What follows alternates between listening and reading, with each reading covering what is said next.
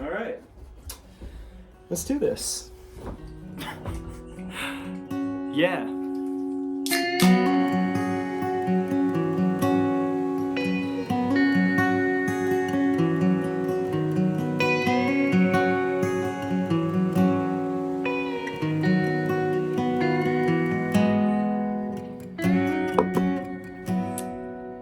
I'm blown away by how nice you people are on BookTube. Absolutely blown away. I expected some friends and some family to show up for that video, but I absolutely did not expect to see the exact people who inspired me to make a channel. Yeah, just totally blown away. Okay, this is my monthly wrap-up. This is all the books that I read in March. It's the most books I've ever read in a single month. And I think a lot of that has to do with the fact that I got on BookTube, in March. I started really watching a lot of these channels, and it just inspired me to read more. It gave me new recommendations, and so I really have you guys to thank for that. I want to say that there's going to be no spoilers, obviously, for these books. So I kind of think about, the way I'll talk about these books, I'll talk about what I love about them without telling you the details. And that's an art. I've seen many people on BookTube really do an amazing job of striking that balance. So I will try to do that here. These are in reading order. So these are the books I finished in March. This first book, I read a lot of this in February. I was on parental leave. It's a chonker. So yeah, let's just jump into it. The first book of March is Oathbringer by Brandon Sanderson. This book was just, like I said, I was on parental leave, and so I just kind of read it 24/7 while holding my son, while cleaning the house and taking care of my wife and her recovery. This book is wild. It really stretched my ideas about what this series could be. It's such an expansion. It's full of world building, depth. Sanderson here in this book, I think, displays what he refers to as the great skill, which is the ability to build a world, to deepen a world while not letting the reader know you're doing it. Now, I'm not saying there aren't some big ol' exposition lore dumps in this book, because there certainly are. And as a Cosmere nerd, that's there's a certain aspect of me that loved that. I just found that he really was, showing off his great skill of having characters reveal new facets of cultures, of various philosophies within this world, just by being who they are. And because there are so many different characters in this series, you really get such a diverse cast, such an idea of a rich and diverse world. So it was really amazing for that. It explored themes of us versus them. It explored themes of what are your conventions for who you consider to be the villain, who you consider to be the hero. There was a twist. There was a twist towards the end of this book that just took my breath away, and really it made me want to reread books 1 and book 2. I wanted to mention that I am totally going to do a Stormlight video, just a big old Stormlight video. I'd imagine it'd be big. They're big books. Big books. And so I expect that we'll do a big video before Wind and Truth comes out in the fall or winter. Remind me when it's coming out, guys. Yeah, I've got some buddies here locally. I might try and rope them into a conversation video. If you guys are watching, I'm coming for you, because I think that would be fun. It's just a recap of the first 4 books in the novellas, but this book was just incredible, and I will always associate it with that time, those first few days with my son. So that's kind of magical. Isn't that weird how that works? Certain foods or smells will get associated with the time in our life. Yeah, it's just uncanny. I imagine that there will be times that I will come back to this book and think about that. So that's kind of cool. And I was thinking about that as I was reading it, so I was probably just further conditioning that within my own mind. So, next book. This is the only one that just didn't strike me, out the gate. What Moves the Dead by T. Kingfisher. So What Moves the Dead, I've seen a lot of people really laud this book on BookTube, and it's not a bad book at all. I really enjoyed it's basically a retelling of a particular Edgar Allan Poe story, and I love Edgar Allan Poe. I've got a collection of his works on my shelf here. The prose is really good. Honestly, Kingfisher, I would absolutely pick up some of her books in the future. The sort of reveal at the end, the way that the story came about, I just found to sort of fall flat for me. But I would read more of her books, especially with how much that she's able to pack into such a small book. It's so impressive, all the narrative that she's able to get across. So that is really awesome. Next book is Dawn Shard by Brandon Sanderson. So this is, I'm calling this a book. Should I even call this a book? Should I be saying I finished 7 books in March? Because one of them is a novella. But I think, I need to look up the word counts between What Moves the Dead and Dawn Shard, because I think there's a chance that Dawn Shard is longer. This was so fun. It was just a fun romp through Roshar, and I feel like it showed a new side of the world, which was really, really cool, as was the case with Edge Dancer before the novella before this. But yeah, I really enjoyed the aspects of Roshar that this story in particular explored, and the protagonists for this novella, just absolutely loved them. I don't want to spoil anything. It's Cosmere books. That's why I feel like we have to do a separate Stormlight video. But yeah, I loved my time with Dawn Shard. It was just super fun adventure. Okay, this one's a heavy hitter. So I think you've seen this a lot on BookTube over the last couple years. This was my first time reading it. Piranesi by Susanna Clark. This book is something really special. I mean, it's one of those experiences where while reading it, I just felt totally transformed to another world. The less you know about this book, the better. So I don't want to tell you too much, but I will say that it explores themes of isolation, belief, the importance of... I think this is one of those books where if you haven't read this book, just please do yourself a favor and pick up this book. You will not regret it. It's weird. It is...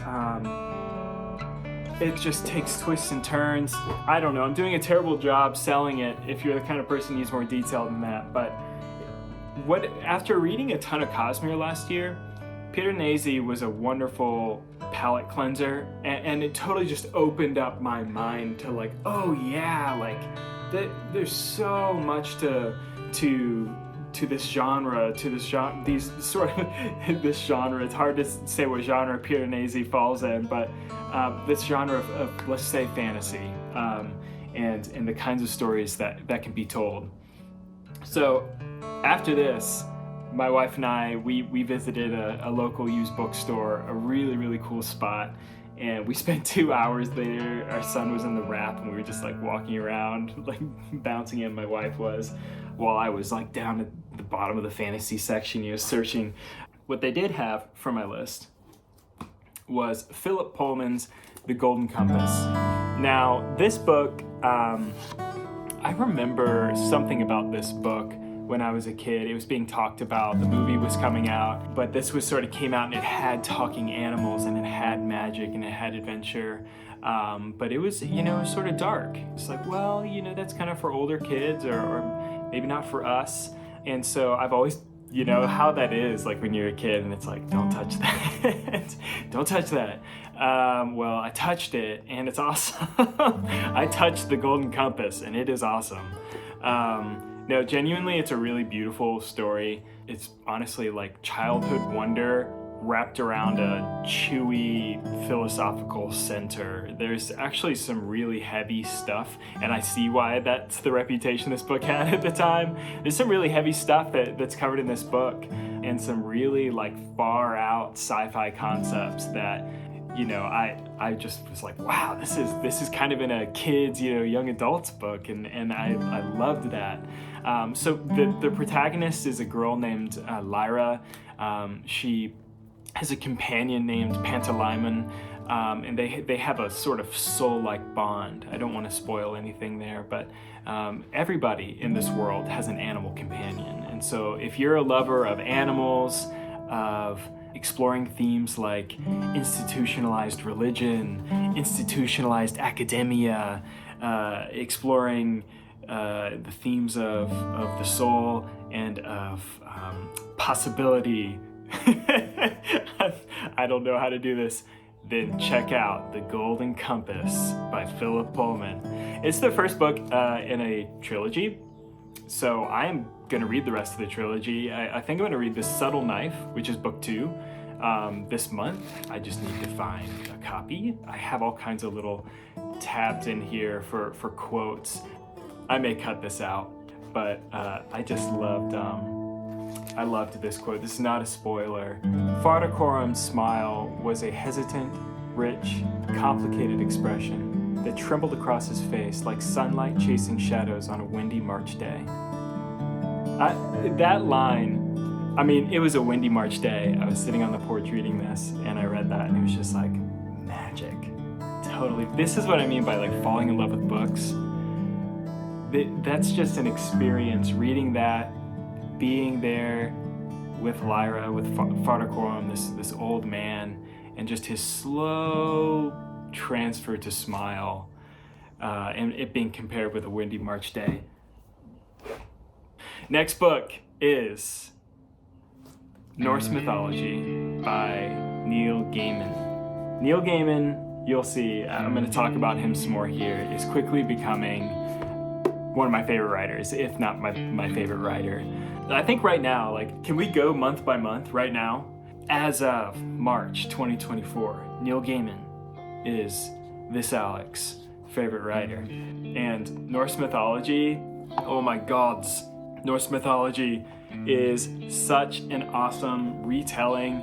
Neil Gaiman, he was adapting the Prose Edda, the old Norse Icelandic texts that kind of give us what we have of the old Norse myths, and he tells them in the Neil Gaiman way. His prose always is just incredible and pithy. He's super economic with his words here. He's not super flowery about anything. Even the dialogue is really choppy and rhythmic, and I love it. It reads, I wonder if Neil Gaiman's background in graphic novels has helped him in this at all, because I was reading him last night and I couldn't stop, and I was considering to myself, what is it about Neil Gaiman's writing that makes it so delicious to read? And I think a huge part of it's rhythm. But anyways, none of that was in my notes at all.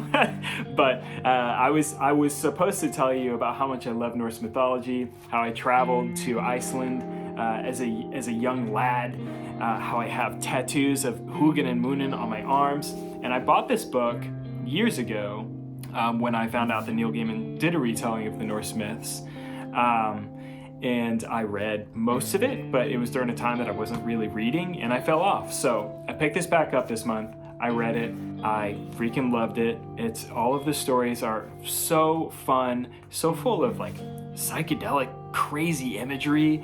Man, this one at the end, it got dark, and I was like, holy moly, it just took my breath away, genuinely. Some of the stuff that happens later in the story, it made me remember how good Gaiman is at blending the whimsy with the horrific. The next book that I read this month was a nonfiction book, and I want to tell you about that. But before I talk about that, before I get sentimental on you, before we wrap up here, because this is going to be such a long video, I hope that's okay, is Sandman by Neil Gaiman. Sandman has been just a totally wild experience. I read this up in the mountains. My wife, my brother, and I, we took my little boy up there to the mountains, to my wife's ancestral home, this old cabin by a creek I read this graphic novel while we were up there, most of the time by the fire, by the fireplace in the evening,